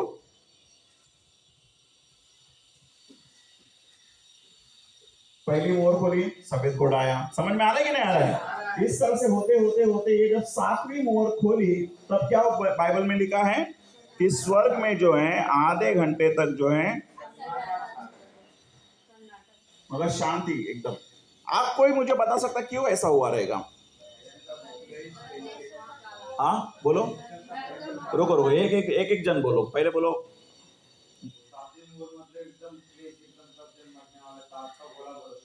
ओके, सही है. जरा और कोई सिस्टर में से कोई? कौन बोल रहे हैं? हाँ बोलो. हाँ, परमेश्वर का क्रोध. और कोई ब्रदर में क्या है? आके बोले. हाँ, परमेश्वर का प्रकोप पृथ्वी को पड़ा तो सन्नाटा स्वर्ग में छा गया. आखिरी मोड़. चलो मैं आपको एक बेसिक बताता हूँ, ध्यान से सुनो. ये किताब है स्वर्ग में. स्वर्ग में मतलब एग्जाम्पल में बता रहा हूँ, अभी तो मेरे हाथ में है भाई. ठीक है, सब बोला किधर है? स्वर्ग में दिख नहीं रहा है. ठीक है, अभी ध्यान से सुनो. ये किताब किसने ली? यीशु ने अपने हाथ में ली. अब क्या होता है, एक मुहर यीशु मसीह खोलता है. स्वर्ग जो है जहां पर 24 घंटे स्तुति आराधना चल रहा है, ऐसा स्वर्ग है. उसके बाद क्या होता है, अब वो किताब को खोल देता है. आमीन. अब ये जो किताब जो है ना, ये शुरुआत से है जो बंद है, जिसको किसी ने लिया नहीं है. अभी आप देखना, जब हम चर्च में जाते हैं तब क्या होता है? स्तुति आराधना होता है, गवाही होती है. फिर जब पास्टर आते हैं प्रचार करने के लिए तब क्या होता है? सब शांत होते कि नहीं होते? कि परमेश्वर के वचन जो है पास्टर हमको बताएंगे करके. होता है कि नहीं होता है? अब आप देखना, ऐसी किताब है जो बंद है, जिसकी मुहरें कोई नहीं खोल सकता. उस किताब को यीशु मसीह खोलता है और उस किताब में क्या लिखा है, ये सारी बातें लोगों को, स्वर्गदूतों को, सबको सुनना है. समझ में आ रहा है कि नहीं आ रहा है? और उन बातों को यीशु मसीह लेता है और पढ़ना शुरू कर देता है. और जब यीशु मसीह उस किताब में लिखी हुई बातों को पढ़ना शुरू कर देता है, तब स्वर्ग में क्या होता है? आधे घंटे तक सन्नाटा. क्या जानना चाहते हैं क्या लिखा है उस किताब में? इस किताब में क्या लिखा है, जानना चाहते हैं कि नहीं जानते? तो पढ़ो ना फिर प्रकाशित वाक्य की किताब को. समझ में आ रहा है कि नहीं आ रहा है? सारी बातें जो उस किताब में लिखी है, वो सारी की सारी बातें जब मोहरें खोली जाती हैं, उस किताब में जो बातें लिखी है वो सारी की सारी बातें यूहन्ना का प्रकाशित वाक्य में लिखी गई है. तो देखेंगे हम लोग. देखना चाहते हैं कि नहीं? देखेंगे इसके आगे. चलो, उसके आगे जो है परमेश्वर की जो है तुरई फूकी जाती है. 7 तुरई फूकी जाती है. सबसे पहले 7 मोहरें खोली जाती हैं, फिर 7 तुरई फूकी जाती हैं और फिर 7 कटोरे उमड़ दिए जाते हैं. आमीन. ये देखो, पहली जब तुरई फूकी जाती है तो लहू से मिले हुए ओले और आंख बरसती है. ये लिखने की जरूरत नहीं है, ये सब प्रकाशित वाक्य की किताब में है. नहीं तो ऐसे टाइम पास में लिखते रहोगे. हालेलुया. जस्ट एक बेसिक में आप समझो. आंख से जलता हुआ पहाड़ समुद्र में डाल दिया जाता है दूसरी तुरई में. तीसरी तुरई में बड़ा तारा नीचे गिरता है. चौथी तुरई में सूर्य और चंद्रमा एक तिहाई अंधेरा अंधेरा हो जाता है. आप देखना इस वचन में किस तरह से लिखा है, प्रकाशित वाक्य की किताब अध्याय 8 और वचन 1 पर इसमें लिखा है कि पृथ्वी के रहने वालों पर हाय हाय हाय, मतलब होते हैं ना, हाय है तेरी जिंदगी पर। बहुत ही खतरनाक समय है, सूर्य अंधेरा हो चुका है, खाने पीने के लाले पड़े हैं, मृत्यु है। बाइबल में इस तरह से भी लिखा है कि उस समय लोग मृत्यु को ढूंढेंगे और मृत्यु उनसे भागेगी। समझे कि नहीं समझे? मतलब लोग बोलेंगे अरे बाप रे इतना पीड़ा से है तो मर जाते हैं करके, लेकिन मरेंगे नहीं करके, पीड़ा में तड़पते रहेंगे। हालेलुया। क्या ऐसे समय में रहना है हमको कि हमको क्या करना है? राप्चर में जाना। हमको कौन सी चर्च बनना है? बोलो 7 में से कौन सी चर्च बनना है? फिलाडेल्फिया बनेंगे कि नहीं बनेंगे? बोलो आमीन। अपने पड़ोसी को बोलो परमेश्वर के हृदय में रहना है। हालेलुया। चलो मैं आपसे एक बात पूछता हूँ, आप ध्यान से सुनना इस बात को। आपको मुझे जवाब नहीं देना, आपने मन में ही रखना है। रेडी है? तैयार है क्या? मान के चलो यीशु मसीह आपके सामने आ गए और उन्हें बोला बेटा बेटी मैं तेरे से प्रसन्न होकर के चल एक वर मांग ले, जो भी मांगना है तुझे। ऐसा होता है ना, हम लोग पिक्चर में देखते हैं, बेटा मैं प्रसन्न हो गया, बोल तुझे क्या चाहिए, जो वर मांगना है मांग करके। यीशु मसीह आ गए और एक वर आपको मांगना है यीशु से, सिर्फ एक ही। मुझे मत बताओ, अपने मन में रखो, क्या मांगोगे? सोचो। मांग लिया? मांगा कि नहीं मांगा? ठीक है। अब सेम चीज दाऊद राजा के साथ होता है और दाऊद राजा लिखता है बाइबल में। क्या लिखता है? दाऊद राजा लिखता है इस तरह से कि एक वर मैंने यहोवा से मांगा है और उसी के यत्न में लगा रहूंगा। मतलब सिर्फ वो क्या था, मांगता ही नहीं, मैं उसके प्रयत्न में लगा हूं कि एक वर मैंने यहोवा से मांगा है और उसी के यत्न में लगा रहूंगा कि मैं जीवन भर यहोवा के भवन में रहने पाऊं, जिससे यहोवा की मनोहरता पर दृष्टि लगाए रहूं और उसके मंदिर में ध्यान किया करूं। समझ में आ रहा है कि नहीं आ रहा है? इसीलिए वो राजा है। क्या मांगता है वो? कि वो चाहता है कि मैं जिंदगी भर यहोवा के भवन में रहने पाऊं, ये मांगता है वो। आमीन। समझ में आ रहा है कि नहीं आ रहा है? अब आप देखो, इसीलिए इस पृथ्वी पर रहने वालों के लोगों के लिए हाय हाय है, लेकिन उस समय पर हम लोग कहां पर है? स्वर्ग में है, आनंद कर रहे हैं, मेमने का विवाह भोज का एंजॉयमेंट कर रहे हैं। हालेलुया। आप देखना इसके आगे देखो, 5वीं तुरही फूकी गई, स्वर्ग से पृथ्वी पर तारा गिराया गया। 6वीं तुरही फुरात नदी के 4 स्वर्गदूत खोले गए। अगर आप इसकी स्टडी करोगे ना, बहुत ही गहरी स्टडी है। स्विट्जरलैंड के पास एक जगह है, उस जगह के ऊपर एक बहुत जबरदस्त स्टडी है, फुरात नदी के ऊपर से 7वीं तुरही फूकी जाती है। परमेश्वर का एक गुप्त मनोरथ, मतलब जो किसी को भी पता नहीं, वो पूरा हो जाता है। आमीन। प्रकाशित वाक्य की किताब अध्याय 11 में हम लोग देखते हैं 2 गवाह हैं। याद है आपको? 2 गवाह मैंने पढ़ाया था, आपको याद है कि नहीं? एलिया, हनोक। समझ में आ रहा है कि नहीं आ रहा है? ये लोग आते हैं और जब कोई इनको कोई परेशान करता है तो इनके मुंह से आग बरसती है। आमीन। कितने लोग देखना चाहते हैं? अरे बाप रे, हाँ, साक्षीला बघायचं है क्या? नहीं बघायचं ना? याद है कि नहीं है? नजर हटी, दुर्घटना घटी, पता चला अरे बाजू वाला निकल गया, लगता है रैप्चर हो गया। समझे कि नहीं समझे? तो हमको आत्मा में तैयार रहना है। आमीन। अच्छा मैं आपसे पूछता, शकीना में घर जाने के बाद कितने बजे उठेंगे आप लोग? 4:30 उठेंगे कि उठाएंगे? सीटी दे दो घर वालों के हाथ में, बोलो आप कितना बजे भी उठा सकते हैं। मजा आएगा कि नहीं? चलो ये तो 2 गवाह आएंगे प्रकाशित वाक्य की किताब अध्याय 11 में। आप देखना अध्याय 12वें अध्याय में इस तरह से। चलो यहाँ पर ध्यान से सुनो, इस वचन को बुझारो, मैं एक्सप्लेन करता हूं आपको। बोलो ऊपर देखो, से बोलो ऊपर देखो। यहाँ पर देखो अध्याय 12 वचन 1 में इस तरह से लिखा है, स्वर्ग पर एक बड़ा चिन्ह दिखाई दिया, एक स्त्री जो सूर्य ओढ़े हुए हैं और चांद उसके पांव तले था और उसके सिर पर 12 मुकुट है। ठीक है, अब ध्यान से सुनो, ये एक रिप्रेजेंटेशन है, मतलब आकाश में एक रिप्रेजेंटेशन बनता है कॉन्स्टेलेशन का, मतलब तारा मंडल का एक रिप्रेजेंटेशन होता है, दिखता है वो चीजें। समझ में आ रहा है कि नहीं? ये इस तरह से, मतलब एक सूर्य है, हाँ एक स्त्री है, गर्भवती है, सर पर 12 तारे हैं, चांद उसके पांव पर हैं। ठीक है, ये इस तरह से दिखा था 2017 साल में। कभी 2017 साल में ये हो चुका है। ये इस तरह से तारे सब अलाइन हो जाते हैं। क्या है? ठीक है, एक स्त्री है। ठीक है, क्लियर इतना नहीं है, लेकिन मैं आपको जस्ट एक्सप्लेन कर रहा हूं। ये जो है ये 12 ग्रह तारे हैं, जैसे बुध ग्रह है, मंगल ग्रह है, शुक्र ग्रह है। समझ में आ रहा है कि नहीं आ रहा है? इस स्त्री के पीछे सूरज है और उसके पांव पर चंद्रमा है, ठीक है। और ये कन्या राशि में नक्षत्र में है। समझ में आ रहा है कि नहीं आ रहा है? तो ये जो घटना है ये 2017 साल में हो गई है आकाश में।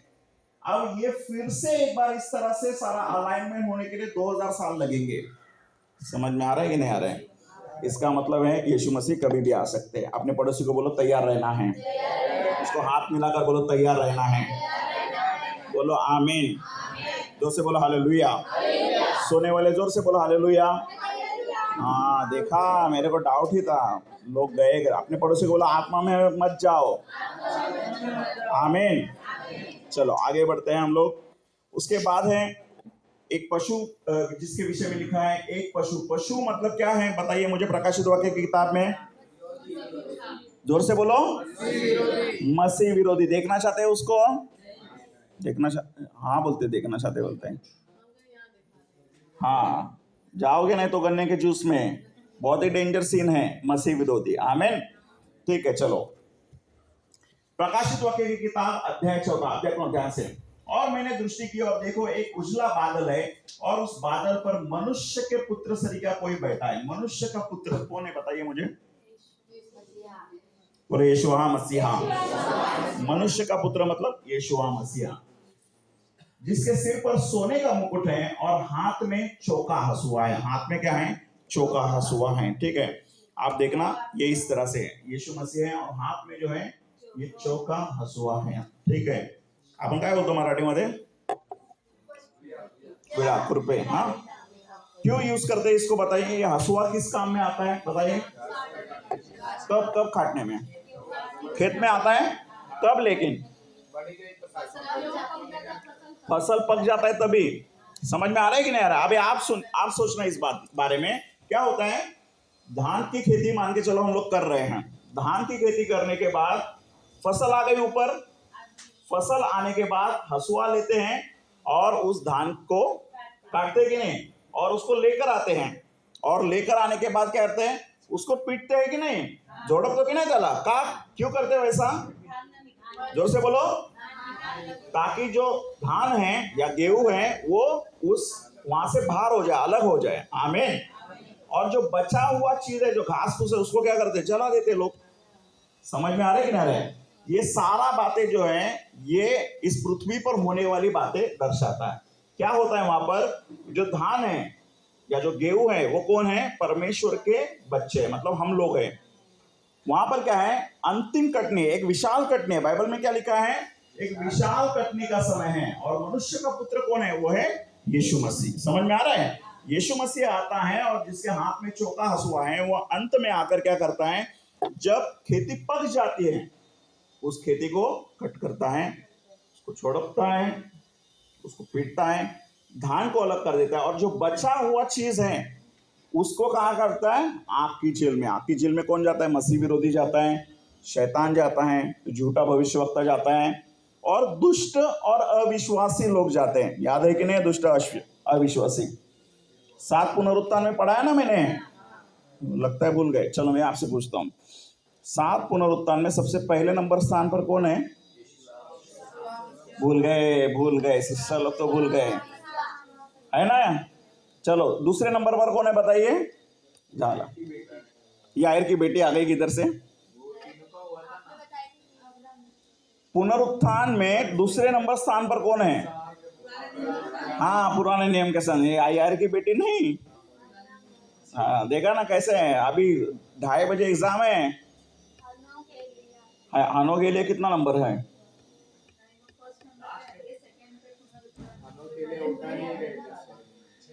छठवें नंबर पर। कौन बोला छठवें नंबर पर? हाँ हानो के लिए 6वें नंबर पर है। और 7वें नंबर पर कौन है? बोलो हम लोग है। हाँ देखा, हम लोग है बोल रहे हैं। 7वें नंबर पर दुष्ट और अविश्वासी हैं। हमारा नंबर कौन सा हो सकता है बताइए? 5वां नंबर महासंकट वालों का है। 4था नंबर है। याद है कि नहीं है?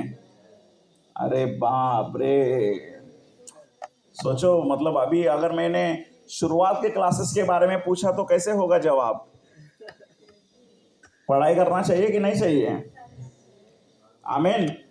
ठीक है, तो ये है यीशु मसीह। हाँ, उसके हाथ में चौका हंसुआ है। अभी आप देखना, सुनो ध्यान से। एक बार धान हाथ में आ गया, अब बचा क्या है? घास फूस बचा है। अब ये जो बची हुई घास फूस जो है ना, उसके ऊपर परमेश्वर उसके प्रकोप के 7 कटोरे जो है वो उमड़ देगा। समझ में आ रहा है कि नहीं आ रहा है?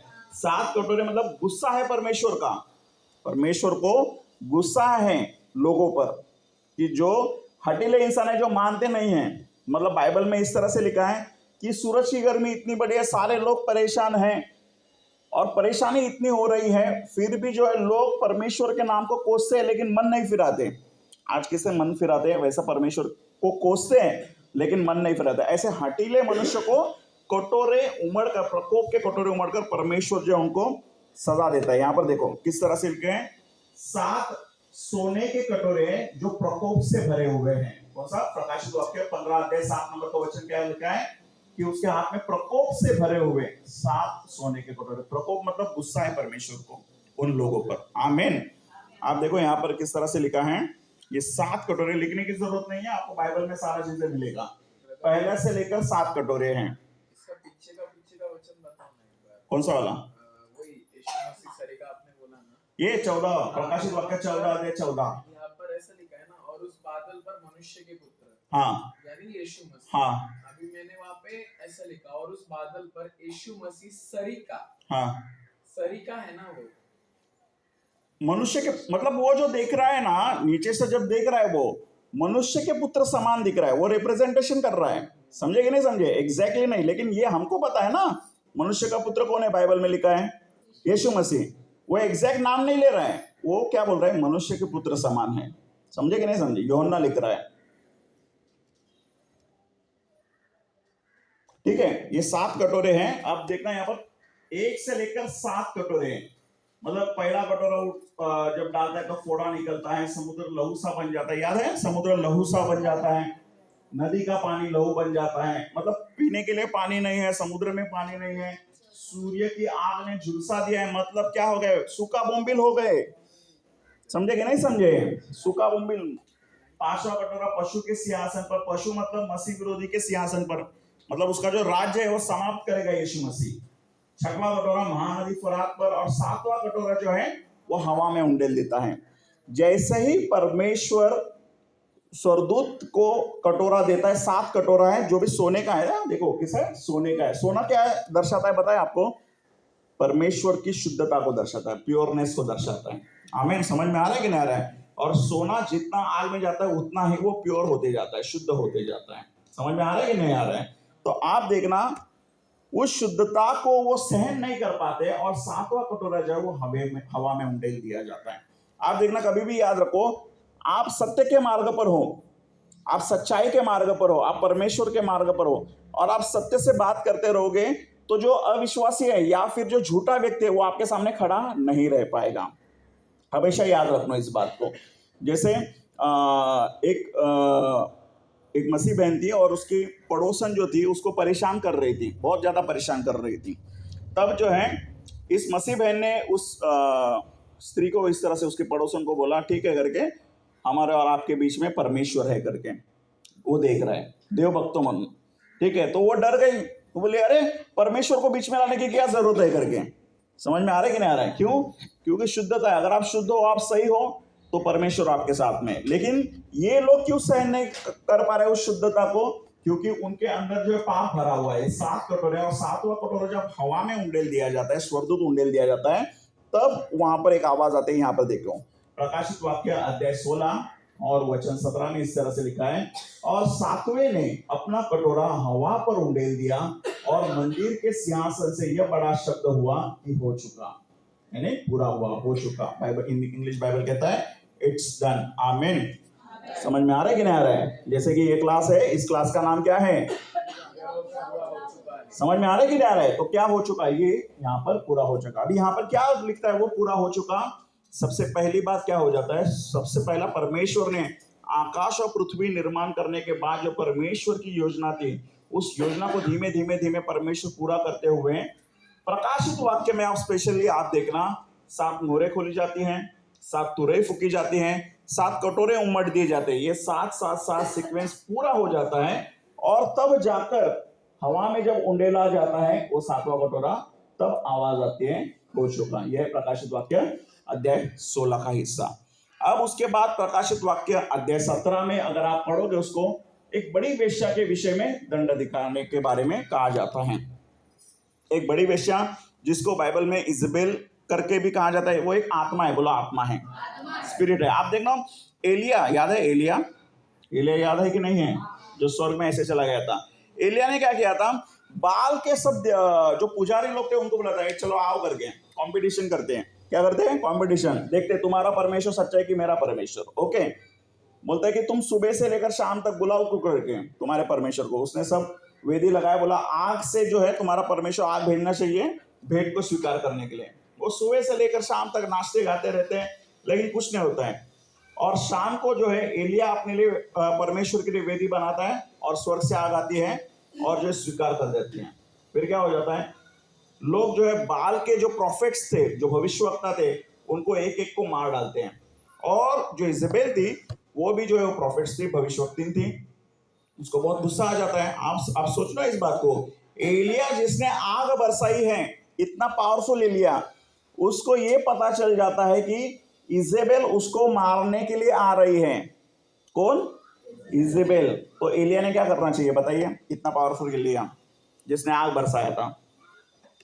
अगर मान के चलो आप एलिया रहते थे, आपने स्वर्ग से आग बरसाई ना डायरेक्ट लोगों के सामने चैलेंज देकर, और कोई एक भविष्यवक्ती औरत आती है और बोलती है कि मैं तेरे को मार डालेगी, आप क्या करोगे? क्यों हट जाएंगे? कैसे पाप हो गया? हाँ,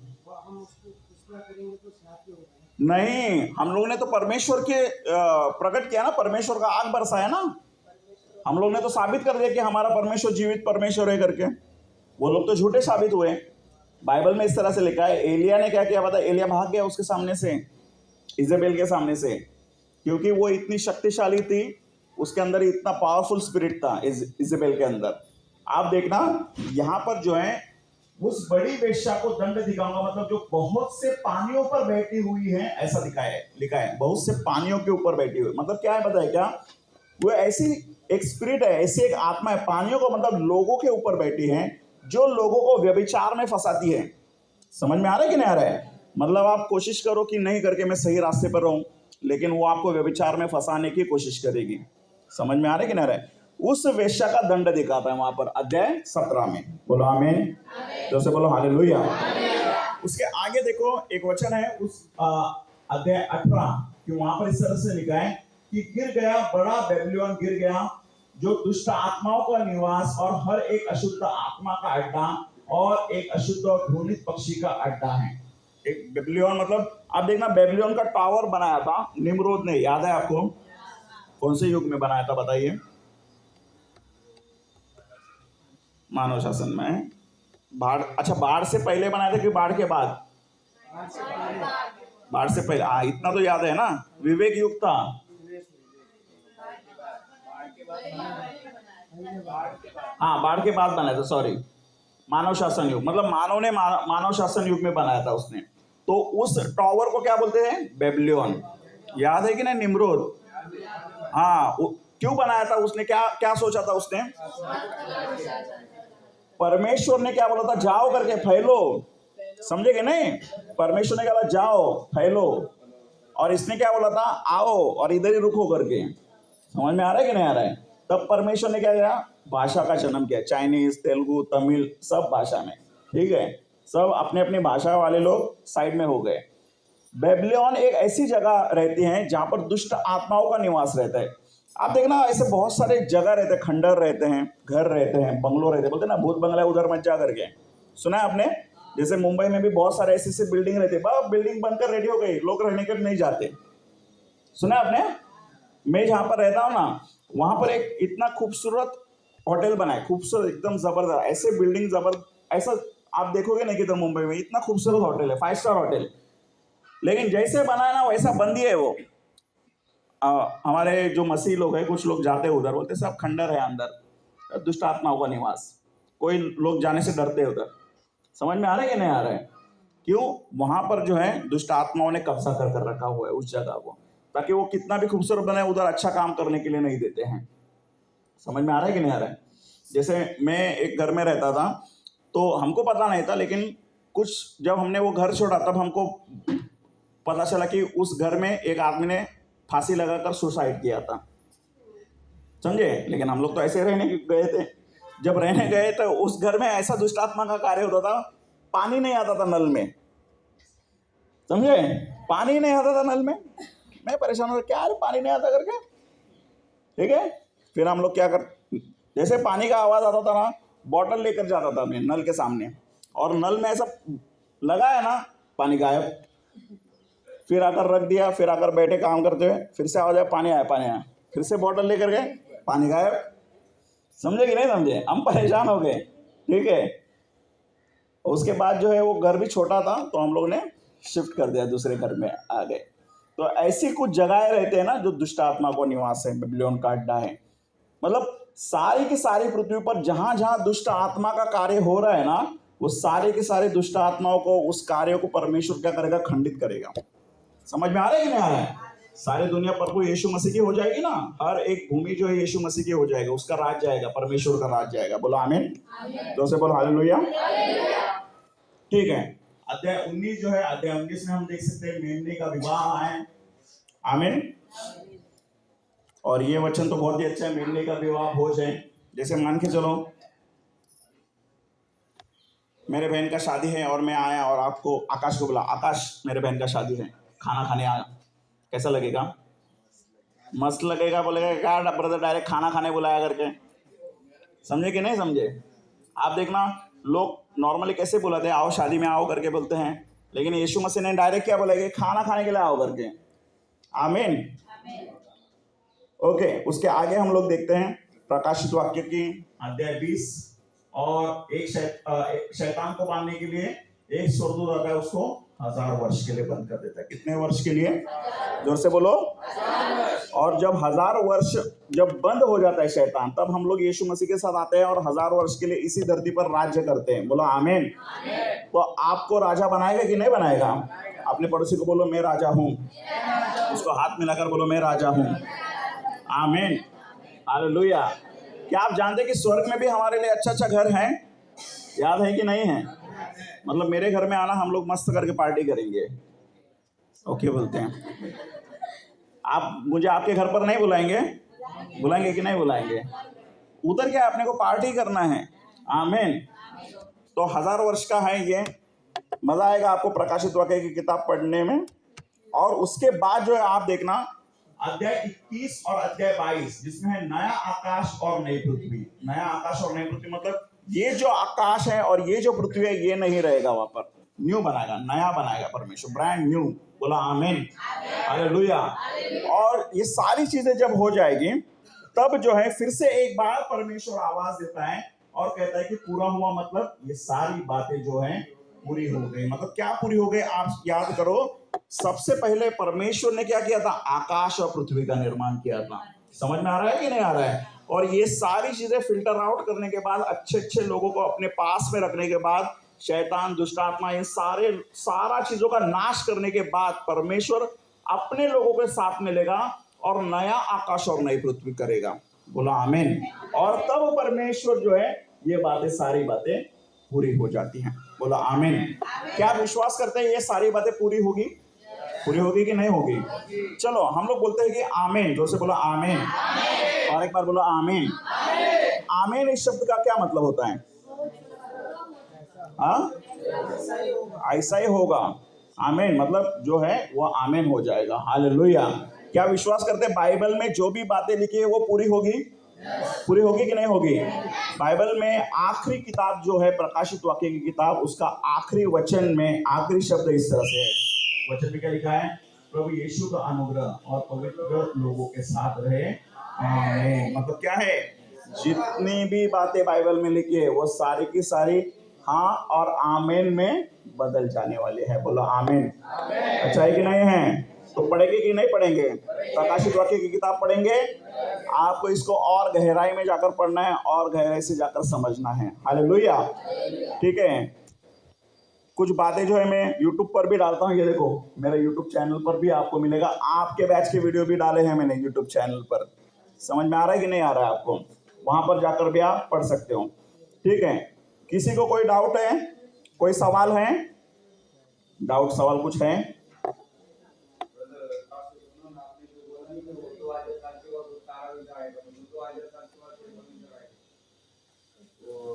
नहीं नहीं, ये वाला ना, रुको मैं आपको बताता हूँ।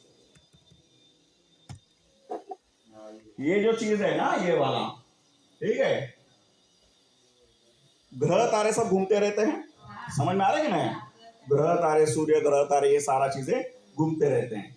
वो एक स्पेसिफिक अलाइनमेंट में, एक लाइन में आने के लिए। समझ में आ रहा है कि नहीं? अभी इस लाइन में जब लोग ये आए हैं, अभी सेम चीज रिपीट होने के लिए 2000 साल जाएंगे। समझ में आ रहा है कि नहीं आ रहा है? ये 2017 में हुआ था। एग्जैक्ट डेट भी मैं बता सकता हूं आपको, 23 सितंबर में हुआ था।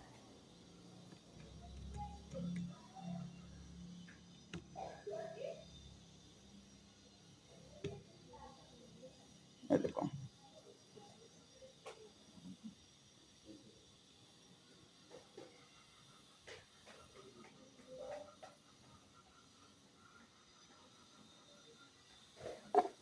देख रहे हैं आपको? कौन से तारीख को? 23 सितंबर 2017 में ये अलाइनमेंट हुआ था। अभी इस साल में 25 तारीख को, 25 जनवरी को एक अलाइनमेंट बनने वाले हैं, जब सब ग्रह जो है एक लाइन में आने वाले हैं सारे। मतलब सूर्य से चालू होगा, बुध ग्रह, मंगल ग्रह, सारे ग्रह जो सब एक लाइन में।